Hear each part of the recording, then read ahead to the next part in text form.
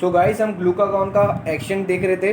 तो ग्लूकागॉन जो है, जब ये हमारे पास इस रिसेप्टर के साथ कंबाइन होता है, जिस रिसेप्टर के अंदर 7 चेन होती हैं, 1 2 3 4 5 6 7 हेलिकल चेन्स अरेंज होती हैं। तो 7th चेन जो होती है वो हमारे पास एक ट्राईपेप्टाइड प्रोटीन के साथ अटैच होती हैं। ये ट्राईपेप्टाइड प्रोटीन के अंदर 3 चेन्स होती हैं, proteins chain, alpha beta gamma. Alpha chain फिर हमारे पास अटैच होती है किसके साथ? जी प्रोटीन के साथ। अल्फ़ा चेन किसके साथ हमारे पास अटैच होती है? जी प्रोटीन के साथ। अल्फ़ा चेन जो होती है हमारे पास जी प्रोटीन के साथ अटैच होती है। तो जब जैसे ही हमारे पास हार्मोन जो है रिसेप्टर के साथ लग जाता है, तो ये रिसेप्टर के अंदर क्या आता है, एक कन्फर्मेशनल चेंज आती है, जिसकी वजह से क्या होता है कि ये अल्फ़ा और ये जो जी प्रोटीन जो है ये हमारे पास बीटा और गामा सब यूनिट से अलग हो जाते हैं। ठीक, तो अल्फ़ा और फिर ये जो जीडीपी बचा, जीडीपी ये जो जी प्रोटीन था वो हमारे पास एक्चुअली ये जीडीपी था। ठीक है, तो अल्फ़ा और जीडीपी, ये जी प्रोटीन क्या था? जीडीपी था, गुआनिसिन डाइफॉस्फेट। ये हमारे पास क्या करेंगे, ये हमारे पास इनऑर्गेनिक फॉस्फेट लेंगे और किसके अंदर कन्वर्ट हो जाएंगे? ये हमारे पास कन्वर्ट हो जाएंगे, एक सेकेंड, ये हमारे पास कन्वर्ट हो जाएंगे अल्फ़ा जीटीपी के अंदर। अल्फ़ा जीटीपी के अंदर जब हमारे पास ये कन्वर्ट हो जाएंगे, तो ये अल्फ़ा जीटीपी क्या करता है, ये हमारे पास एडिनाइलेट साइक्लेस को एक्टिवेट कराता है। ये हमारे पास क्या करता है, अल्फ़ा जीटीपी एडिनाइलेट साइक्लेस को एक्टिवेट कराता है। एडिनाइलेट साइक्लेट क्या करता है, ये हमारे पास एटीपी को, एडिनोसिन ट्राइफॉस्फेट को कन्वर्ट करता है साइक्लिक एडिनोसिन मोनोफॉस्फेट के अंदर। जब ये हमारे पास साइक्लिक एडिनोसिन मोनोफॉस्फेट को कन्वर्ट कर देता है, तो फिर ये क्या कराएगा, ये साइक्लिक एडिनोसिन फॉस्फेट एक प्रोटीन होता है, प्रोटीन एंजाइम, जिसको हम कहते हैं प्रोटीन काइनेस। ये एक एंजाइम है, प्रोटीन काइनेस, सॉरी। ठीक, अब प्रोटीन काइनेस के ऊपर 4 सब यूनिट्स होते हैं, 1 2 3 4। 2 सब यूनिट्स जो होते हैं, 2 सब यूनिट्स, दीज 2 सब units are called as catalytic, और 2 सब यूनिट्स जो होते हैं वो हमारे पास रेगुलेटरी होते हैं। ठीक, CAMP जो होता है ये हमारे पास इन 2 रेगुलेटरी सब यूनिट्स के साथ बाइंड करता है। CAMP क्या करता है, रेगुलेटरी सब यूनिट्स के साथ बाइंड करता है। जब ये हमारे पास रेगुलेटरी सब यूनिट्स के साथ बाइंड करता है, तो प्रोटीन काइनेज अपने ये दोनों कैटालाइटिक सब यूनिट्स ये हमारे पास रिलीज़ करा देता है। कैटालाइटिक सब यूनिट्स ये हमारे पास रिलीज़ करा देता है। और ये कैटालाइटिक सब यूनिट्स क्या करते हैं, ये कैटालाइटिक सब यूनिट्स फिर हमारे पास, सपोज करो इसको जाना था, इस प्रोटीन काइनेज को ऐड करना था किसके ऊपर, पायरूवेट काइनेज एंजाइम के ऊपर। ठीक है, पायरूवेट काइनेज एंजाइम के ऊपर। तो ये कैटालाइटिक सब यूनिट्स क्या करेंगे, अब ये शो कराएंगे कैटालाइटिक एक्टिविटी। अब ये कैसे कैटालाइटिक एक्टिविटी शो कराएंगे कि ये दोनों जो हमारे पास यूनिट्स निकले हैं, अब ये जाएंगे किसकी तरफ, पायरूवेट काइनेज की तरफ, और उसको क्या कराएंगे, उसको फॉस्फोरिलेट करा देंगे, उसको क्या कर देंगे, फॉस्फोरिलेट। ठीक है, तो फिर ये हमारे पास क्या हो जाएगा, पायरूवेट काइनेज क्या हो जाएगा, अब इनहिबिट हो जाएगा। जब पायरूवेट काइनेज हमारे पास इनहिबिट हो जाएगा, तो हमारे पास ग्लाइकोलाइसिस शट डाउन हो जाएगी।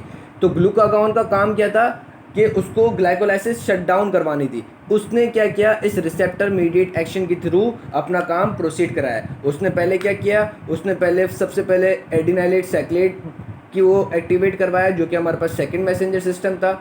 एडिनाइलेट साइक्लेट ने कन्वर्ट किया एटीपी को CAMP के अंदर। साइक्लिक एडिनोसिन मोनोफॉस्फेट गया प्रोटीन काइनेज की तरफ। उसने कहा कि भाई मुझे ग्लूकागॉन ने मैसेज दिया है कि पायरूवेट काइनेज एक एंजाइम है, उसको आप है ना इनएक्टिव करा दो। तो ये बोलेगा ठीक है। अब वो जो होता है प्रोटीन काइनेज, वो अपने 2 कैटालाइटिक सब यूनिट्स को निकालेगा। वो कैटालाइटिक सब यूनिट्स किसकी तरफ जाएंगे, पायरूवेट काइनेज की तरफ जाएंगे। पायरूवेट काइनेज की तरफ जाने के बाद वो क्या कराएंगे, वो इनऑर्गेनिक फॉस्फेट को लेंगे। ठीक है, और वो इनऑर्गेनिक फॉस्फेट को लेने के साथ वो क्या करेंगे, पायरूवेट काइनेज को दे देंगे। तो जिसकी वजह से पायरूवेट काइनेज क्या हो जाएगा, वो फॉस्फोरिलेट हो जाएगा। फॉस्फोरिलेट हो जाएगा तो वो हमारे पास है ना ग्लाइकोलाइसिस इनहिबिट कर देगा। एक तो तरीका ये था। दूसरा हमारे पास ये ग्लूकागॉन क्या करता है, दूसरा हमारे पास ग्लूकागॉन ये करता है कि हमें पता है कि एक एंजाइम है जिसको हम कहते हैं फ्रक्टोकाइनेज 2। ये फॉस्फोफ्रक्टोकाइनेज 2 क्या करता है, ये एंजाइम, पहले हम ये देखेंगे, हमें पता है कि ये क्या चीज़ है। ये क्या करता है, ये फ्रक्टोज 6 फॉस्फेट को कन्वर्ट कराता है किसके अंदर, फ्रक्टोज 6 फॉस्फेट को कन्वर्ट कराता है 2,6 बाय फॉस्फोफ्रक्टोज के अंदर। ठीक है, ये एक हमारे पास रेट लिमिटिंग रिएक्शन भी था जो मैंने आपको बताया था। उसके बाद फिर यही जो जिस प्रोटीन के ऊपर ये एंजाइम लोकेटेड होता है उसके पास 2 कैटालाइटिक साइड होती हैं। एक पे ये वाला एंजाइम लोकेटेड होता है, दूसरी इसकी कैटालाइटिक साइड पे इसका दूसरा एंजाइम लोकेटेड होता है जिसको हम कहते हैं 2,6 बाय फॉस्फो नहीं 2,6 fructose bi phosphatase, 2,6 fructose bi phosphatase. अब ये 2,6 फ्रक्टोज बाय फॉस्फेटेज क्या कराता है, ये हमारे पास फिर इसको क्लीव करा के फ्रक्टोज 6 फॉस्फेट दोबारा दे देता है। लेकिन ये जो 2,6 फ्रक्टोज बाय फॉस्फेटेज होता है ये हमारे पास किसको एक्टिवेट कराता है, ये एक्टिवेट कराता है फॉस्फोफ्रक्टोकाइनेज को। ठीक, फॉस्फोफ्रक्टोकाइनेज 1 को, जो क्या करता है वो हमारे पास कन्वर्ट करता है फ्रक्टोज 6 फॉस्फेट को इनटू 1,6 फ्रक्टोज बायफॉस्फेट। ठीक, तो अब ग्लूकागॉन क्या कराता है, ग्लूकागॉन कहता है कि ये जो है ये है रेट लिमिटिंग स्टेप। अगर मैं इसको ही शट डाउन कर दूं तो हमारे पास तो ग्लाइकोलाइसिस होगी ही नहीं। क्यों नहीं होगी, क्योंकि जब ये शट डाउन हो जाएगा तो फ्रक्टोज 6 फॉस्फेट 2,6 फ्रक्टोज बायफॉस्फेट के अंदर कन्वर्ट नहीं होगा। जब इसके अंदर कन्वर्ट नहीं होगा तो ये हमारे पास ये 2,6 फ्रक्टोज बायफॉस्फेटेज जो होता है वो फिर इस 2,6 बायफॉस्फोफ्रक्टोज को क्लीव करके फ्रक्टोज 6 फॉस्फेट के अंदर कन्वर्ट नहीं करके देगा। जब फ्रक्टोज 6 फॉस्फेट नहीं आएगा तो फिर फॉस्फोफ्रक्टोकाइनेज 1 जो है वो भी हमारे पास क्या कराएगा, वो इस फ्रक्टोज 6 फॉस्फेट को एक्टिवेट नहीं करवाएगा। ठीक, तो साथ साथ में हमें ये बात समझ में आई कि अगर हम इस एंजाइम को इनहिबिट कर दें तो हमारे पास रेट लिमिटिंग स्टेप जो है वो भी शट डाउन हो जाएगा। जब rate limiting step shut down हो जाएगा तो ग्लाइकोलाइसिस नहीं होगी। तो ग्लूकागॉन क्या करता है, अब ग्लूकागॉन देखो क्या करता है, वो देखता है कि यार ये नॉर्मली किस पोजीशन में एक्टिव होता है। जैसे हमने पायरुवेट काइनेज को देखा था, वो डी फॉस्फोरिलेटेड फॉर्म में एक्टिव था तो उसको ग्लूकागॉन ने फॉस्फोरिलेट करा के इनएक्टिव कर दिया था। लेकिन ग्लूकागॉन क्या देखता है कि ये जो एंजाइम है फॉस्फोफ्रक्टोकाइनेज 2 ये हमारे पास नॉर्मली फॉस्फोरिलेटेड फॉर्म में होता है, यानी इसके पास अपने पास फॉस्फेट होता है। ठीक है, और फिर ये फॉस्फेट जो होता है ये फिर हमारे पास फ्रक्टोज 6 फॉस्फेट को ट्रांसफ़र करके ये 2,6 बायफॉस्फोफ्रक्टोज बना देता है। तो ग्लूकागॉन क्या करता है, ग्लूकागॉन इसकी डी फॉस्फोरिलेशन कराता है। ग्लूकागॉन इसकी क्या करता है, डी फॉस्फोरिलेशन। कैसे, ग्लूकागॉन क्या कराएगा, सबसे पहले एडिनाइलेट साइक्लेट के थ्रू CAMP प्रोड्यूस कराएगा। CAMP फिर इसकी तरफ जाएगा, किसकी तरफ, फॉस्फोफ्रक्टोज काइनेज की तरफ, और फिर इसकी क्या कर देगा, इसकी अच्छा इसको कैसे ये हमारे पास क्या कराएगा कि CAMP एक और एक हमारे पास क्या कराता है, एक है ना ये प्रोटीन बनाता है जिसको हम कहते हैं फॉस्फेटेज, जो एक इंसुलिन भी बना रहा था। ठीक है, अब ये फॉस्फेटेज क्या करता है, ये फॉस्फेटेज जो होता है ये इस फॉस्फोफ्रक्टोकाइनेज से फॉस्फेट ग्रुप को निकाल देता है। जब फॉस्फेट ग्रुप को ये निकाल देगा तो ये हमारे पास ये हमारे पास क्या हो जाएगा, डी फॉस्फोराइलेट। जब ये हमारे पास ग्लूकागॉन क्या करता है, CAMP प्रोड्यूस कराता है। CAMP एक क्या करता है, ये एक फॉस्फेटेज प्रोड्यूस कराता है। फॉस्फेटेज क्या कराएगा, वो इस फॉस्फोफ्रक्टोकाइनेज को डी फॉस्फोरिलेट करा देगा, इसका फॉस्फेट ग्रुप निकाल देगा। तो जब ये हमारे पास डी फॉस्फोरिलेट हो जाएगा तो ये इनएक्टिव हो जाएगा और फिर हमारे पास ग्लाइकोलाइसिस रुक जाएगी। इसी तरीके से अगर हम कुछ और चीज़ें को देखें कि हमारे पास एलोस्टेरिक मॉडिफिकेशन कैसे होती है। एलोस्टेरिक मॉडिफिकेशन का मुराद ये है कि एंजाइम की एलोस्टेरिक साइड पे जाके वो चीज़ बाइंड हो जाए और फिर या तो वो उसको एक्टिव करा दे या हमारे पास डिक्रीज करा दे। तो एलोस्टेरिक मॉडिफिकेशन में क्या होता है कि ATP और सिट्रेट ये क्या कराते हैं, ये हमारे जो की एंजाइम्स हैं तीनों, जब ये हमारे पास उन की एंजाइम के साथ बाइंड हो जाते हैं, पर्टिकुलरली पायरुवेट काइनेज के साथ, तो ये क्या कराएंगे कि ये हमारे पास अब इसको इनएक्टिव कर देंगे। इसको इसने इनएक्टिव क्यों किया? क्योंकि हमारे पास अगर हम ग्लाइकोलाइसिस का प्रोडक्ट्स देखें तो हमारे पास ग्लाइकोलाइसिस के प्रोडक्ट्स में एक तो एटीपी आती है, दूसरा क्या आता है, दूसरा हमारे पास ग्लाइकोलाइसिस से पायरुविक एसिड आता है। ठीक है, पायरुविक एसिड, अच्छा ज़्यादा अमाउंट में पायरुविक एसिड ये क्या कराएगा, ये भी फीडबैक इनहिबिशन कर देगा, तो पायरुवेट काइनेज ये भी इनएक्टिव हो जाएगा by accumulation of pyruvic acid. In the end citric acid cycle होती है।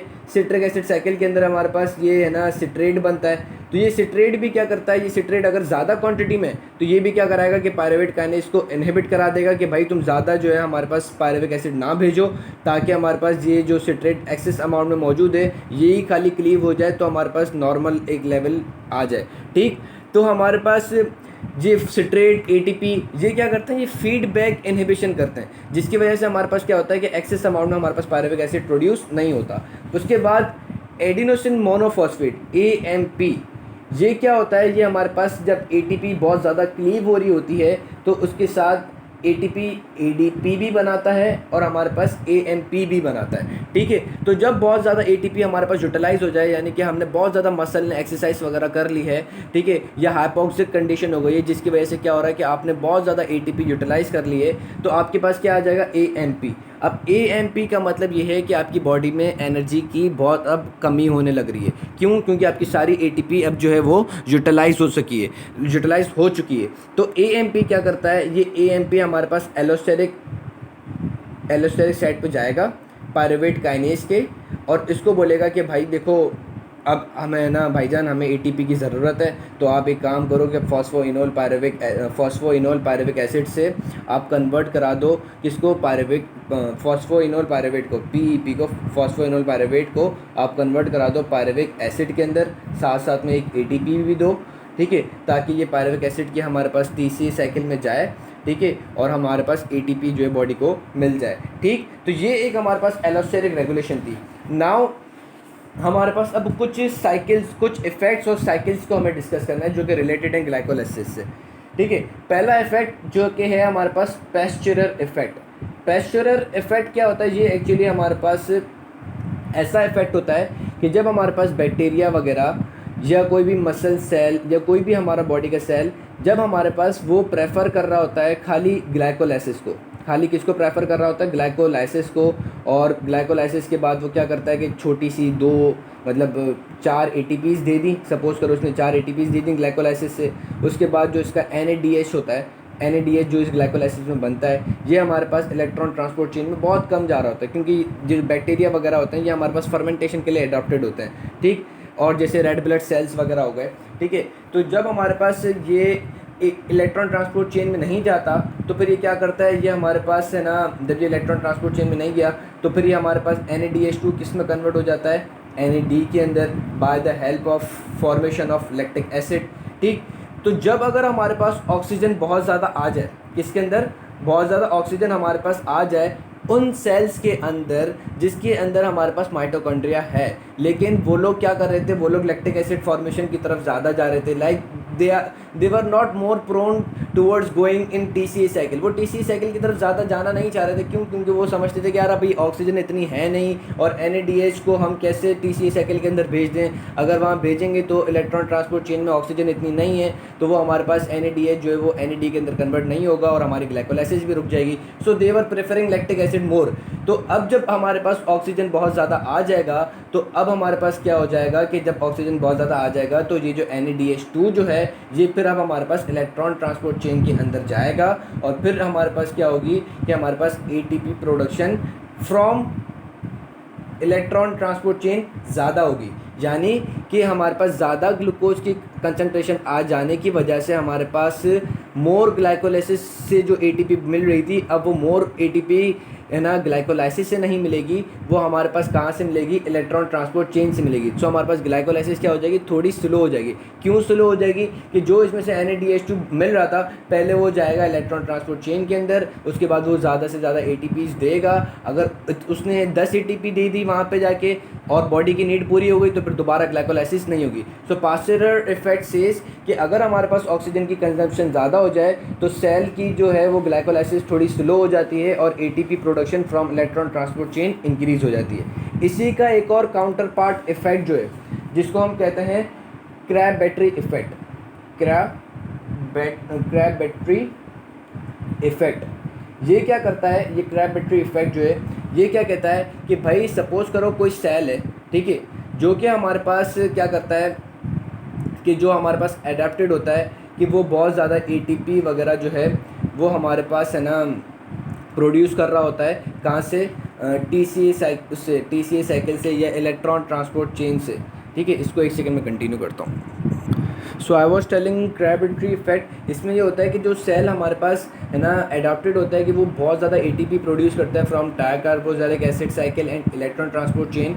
तो जब वो क्या कराएगा, अब जब ये टीसीए साइकिल और इलेक्ट्रॉन ट्रांसपोर्ट चेन से हमारे पास बहुत ज़्यादा एटीपी प्रोवाइड कर रहा होता है, तो जब अगर हमारे पास ऑक्सीजन की कंजम्पशन थोड़ी सी डिक्रीज़ हो जाती है तो वो हमारे पास क्या करा देता है कि ऑक्सीजन की कंजम्पशन थोड़ी सी डिक्रीज़ हो जाए, और अगर हम ग्लूकोज की कंसनट्रेशन इंक्रीज़ करते हैं, तो जब हमारे पास ग्लूकोज की कंसनट्रेशन इंक्रीज़ हो जाती है तो उससे क्या होता है कि ऑक्सीजन की कंजम्पशन थोड़ी सी हम डिक्रीज़ कराते हैं। कैसे कि भाई ग्लूकोज ये सेल अब क्या करेंगे, ज़्यादा लेंगे, ठीक है। इस इफेक्ट के बारे में बता रहा हूँ। इस इफेक्ट में क्या होता है कि हमारे पास सेल्स जो हैं वो ग्लूकोज बहुत ज़्यादा लेंगे, ग्लाइकोलाइसिस बहुत ज़्यादा करेंगे, और ग्लाइकोलाइसिस के थ्रू जो है ये हमारे पास एटीपी प्रोड्यूस करेंगे, और अपना जो इनका NADH2 जो होता है, NADH2 वगैरह, ये अब हमारे पास TCA साइकिल में नहीं भेजेंगे। ये क्या करते हैं, ये हमारे पास TCA साइकिल में NADH2 वगैरह बहुत कम भेजते हैं, ठीक है। और ये खुद ही जो अपना NADH2 को ये कन्वर्ट करा देते हैं किसके अंदर, NAD के अंदर, ताकि ये हमारे पास ग्लाइकोलाइसिस को ज़्यादा प्रोसीड कराएं। और इनका इस इफ़ेक्ट का काम ही होता है कि बॉडी सेल्स जो है जो कि बहुत ज़्यादा ऑक्सीजन कंज्यूम कर रहे थे वो उस ऑक्सीजन कंजम्पशन को डिक्रीज़ कराएं, ठीक है। तो क्रैब बैटरी इफेक्ट का क्या इफेक्ट होता है, ये क्या करता है, ये एक ऐसा इफेक्ट है जिसमें सेल जो कि एडाप्टेड होता है कि वो बहुत ज़्यादा ऑक्सीजन यूटिलाइज़ करे, तो उसकी यूटिलाइजेशन को कम करने के लिए हमारे पास सेल ग्लूकोज बहुत ज़्यादा लेते हैं। ज़्यादा लेने के बाद वो क्या कराते हैं, वो ग्लाइकोलाइसिस को प्रेफर करते हैं for the formation of ATP, ठीक है। सो एक बेसिक सा इफेक्ट था। लास्ट जो एक हमारा जो टॉपिक रह गया है इस ग्लाइकोलाइसिस से रिलेटेड, वो है हमारे पास रेपोर्ट-लेबर्ग साइकिल, रेपोर्ट, ठीक है, रेपोर्ट साइकिल। ये बहुत ज़्यादा इंपॉर्टेंट साइकिल है, बहुत इंपॉर्टेंट साइकिल है। इसमें क्या होता है कि हमें पता है कि भाई ग्लूकोज जो होता है वो ग्लूकोज 6-फॉस्फेट के अंदर कन्वर्ट होता है, फ्रक्टोज 6-फॉस्फेट, फ्रक्टोज 1,6-बायोफॉस्फेट, फिर हमारे पास क्या होता है ग्लाइसरल एल्डिहाइड 3-फॉस्फेट और DHEP प्रोड्यूस होता है।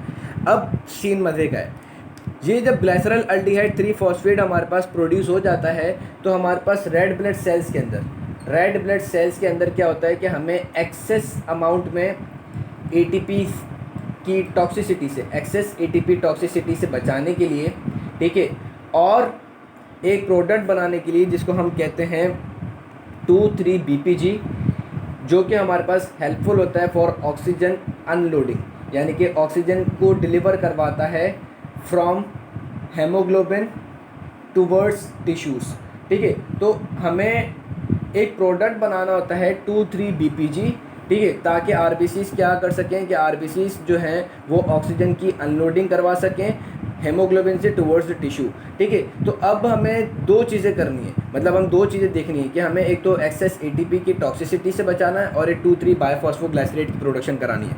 तो जब हमारा ग्लाइकोलाइसिस का स्टेप G3P पे पहुंचता है तो अब ये क्या कराएगा, ये हमारे पास एक शंट कर जाएगा, एक दूसरी तरफ शंट कर जाएगा। वो क्या शंट है, वो ये शंट है कि G3P जो है अब हमारे पास एक एंजाइम के थ्रू फॉस्फोग्लाइसरेट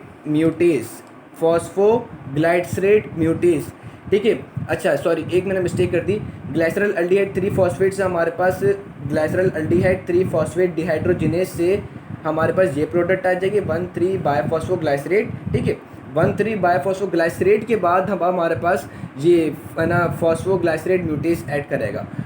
1,3-बायोफॉस्फोग्लाइसरेट जब बन जाएगा, G3P से 1,3-बायोफॉस्फोग्लाइसरेट बन जाएगा, इसके बाद अब हमारे पास फॉस्फोग्लाइसरेट म्यूटेज क्या कराएगा, वो इस 1,3-BPG को कन्वर्ट कर देगा 2,3-BPG के अंदर।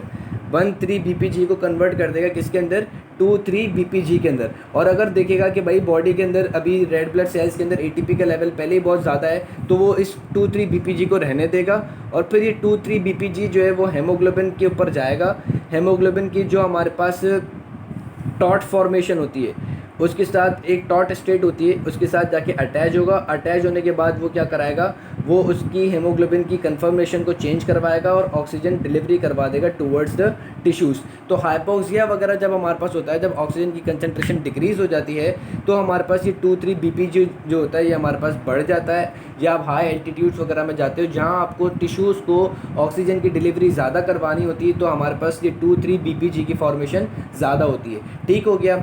अब जब देखेगा कि यार अभी एटीपी की ज़रूरत आ रही है, ठीक है, जैसे सेल का रेड ब्लड सेल्स के अंदर एटीपी की कंसंट्रेशन कम हो रही है, तो यही एंजाइम फॉस्फोग्लाइसरेट म्यूटेज क्या कराएगा, इस 2,3 बीपीजी को कन्वर्ट कर देगा ग्लाइसरल अल्डिहाइड 3 फॉस्फेट के अंदर। लेकिन जब ये इसको कन्वर्ट करेगा तो खाली इनऑर्गेनिक फॉस्फेट निकलेगा, हमारे पास एटीपी प्रोड्यूस नहीं होगी, क्योंकि 2 पोजीशन पे जो हमारे पास फॉस्फेट लगा हुआ है ग्लाइसरल अल्डिहाइड 3 फॉस्फेट के साथ, वो हमारे पास हाई एनर्जेटिक बॉन्ड नहीं है। जैसे कि अगर मैं देखूँ एक कार्बन, दूसरा कार्बन, तीसरा कार्बन, सेकंड पोजीशन पे फॉस्फेट अटैच है, थर्ड पोजीशन पे फॉस्फेट अटैच है, तो ये दोनों पोजीशन पे जो फॉस्फेट अटैच हैं ये दोनों हाई एनर्जेटिक फॉस्फेट नहीं है। तो ये फॉस्फोग्लाइसरेट म्यूटेज 2,3 बीपीजी को G3P के अंदर कन्वर्ट कर देगा और इनऑर्गेनिक फॉस्फेट जो है वो निकाल देगा। फिर G3P जो है अब वो हमारे पास दोबारा जो है वो कन्वर्ट होगी किसके अंदर, इसको दोबारा एक म्यूटेज इसके ऊपर ऐड करेगा, ठीक है, जो कि क्या करा, जो कि म्यूटेज नहीं, इनोलेज ऐड करेगा, ठीक है। इनोलेज क्या कराएगा, वो उसको कन्वर्ट कर देगा ग्लाइसरल अल्डिहाइड किसके अंदर, 2 फॉस्फेट के अंदर, ठीक है। ग्लाइसरल नहीं, इनोलेज नहीं, म्यूटेज अभी ऐड करेगा, क्योंकि म्यूटेज का काम है ना कि शिफ्टिंग कराए। म्यूटेज एक्ट होगा, म्यूटेज क्या करेगा, G3P को कन्वर्ट कर देगा ग्लाइसरल अल्डिहाइड 2 फॉस्फेट की तरफ। फिर इनोलेज ऐड करेगा इस ग्लाइसरल अल्डिहाइड 2 फॉस्फेट के ऊपर, उसको कन्वर्ट कर देगा फॉस्फोइनोल पायरुवेट के अंदर, और फिर पायरुवेट काइनेज जो होता है वो इस फॉस्फोइनोल पायरुवेट से हमारे पास एटीपी प्रोडक्शन करा देगा। So this shunt is called as Rapoport cycle, जिसमें हमारे पास 1,3 बीपीजी कन्वर्ट हो जाता है 2,3 बीपीजी के अंदर, और फिर 2,3 बीपीजी जो होता है ये हमारे पास यूटिलाइज होता है किस लिए, for the unloading of oxygen from the haemoglobin, ठीक है। अब एक चीज़ समझनी ये है कि अगर हमारे पास ग्लूकोकाइनेस और पायरुवेट काइनेस की डेफिशिएंसी हो, ग्लूकोकाइनेस और पायरुवेट काइनेस की अगर हमारे पास डेफिशिएंसी हो तो 2,3 बीपीजी फॉर्मेशन पे क्या इफेक्ट होगा, ठीक है। अगर ग्लूकोकाइनेस डेफिशिएंट होगा तो वी कैन से कि हमारे पास है ना पूरी ग्लाइकोलाइसिस स्टार्ट ही नहीं होगी, तो हमारे पास G3P भी नहीं आएगा, 1,3 बीपीजी ये भी नहीं आएगा, ठीक है। तो वी कैन से कि हमारे पास G3P नहीं आया, 1,3 बीपीजी नहीं आया, तो जाहिर सी बात है 1,3 बीपीजी नहीं होगा तो 2,3 बीपीजी भी नहीं होगा। ठीक हो गया, ये बात समझ में आ गई हमें, ठीक। अब दूसरी चीज़ ये देखनी है कि अगर पायरुवेट काइनेस की डेफिशिएंसी हो, किसकी डेफिशिएंसी हो, पायरुवेट काइनेस की, ठीक है। तो अगर हमारे पास जब पायरुवेट काइनेस की डेफिशिएंसी होगी तो हमारे पास क्या होगा कि G3P बना हुआ है, G3P कन्वर्ट हो गया 1,3 बीपीजी के अंदर, 1,3 बीपीजी के बाद हमारे पास क्या बनता है, 1,3 बीपीजी, इसके बाद फॉस्फेट निकलता है G3P के बाद हमारे पास क्या बनता है, G2P ग्लाइसरल aldehyde 2 phosphate, phosphoenol pyruvate के बाद यहाँ पे पायरुवेट काइनेस का काम होता है जो कि PEP को कन्वर्ट कराता है पायरुविक एसिड के अंदर। तो अगर पायरुवेट काइनेस की डेफिशिएंसी होगी तो हमारे पास वी कैन से कि 1,3 बायोफॉस्फोग्लाइसरेट अभी ज़्यादा क्वांटिटी में होगा, क्योंकि वो आगे जाके PEP पे जाके रुक जाएगा। तो इसका मतलब ये है कि अभी ये सारे प्रोडक्ट जो है वो एक्यूमुलेट फॉर्म में होंगे, 1,3 BPG, G3P, G2P, PEP, ये सारे के सारे अभी हमारे पास क्या होंगे, पायरुवेट काइनेस की डेफिशिएंसी में ज़्यादा मतलब इंक्रीज्ड फॉर्म में होंगे। तो हमारे पास क्या होगा कि 1,3 BPG जो है वो हमारे पास ज़्यादा से ज़्यादा कन्वर्ट होगा किसके अंदर, 2,3 BPG के अंदर। लेकिन एक नुकसान है, चलो ज़्यादा अमाउंट में हमारे पास 2,3 BPG मिल तो गया, लेकिन हमारे पास पायरुवेट काइनेस की अगर डेफिशिएंसी होगी तो हमारे पास PEP से पायरुविक एसिड नहीं बनेगा। पायरुविक एसिड नहीं बनेगा तो एक तो हमें ATP कम मिलेगी, दूसरा पायरुविक एसिड जो है वो हमारे पास फिर आगे कन्वर्ट नहीं होगा लैक्टिक एसिड के अंदर, और हमारे पास NADH जो है वो दोबारा कन्वर्ट नहीं होगा NAD के अंदर, और NAD जो कि इंपॉर्टेंट है ग्लाइकोलाइसिस के लिए, तो वो भी हमें नहीं मिलेगा।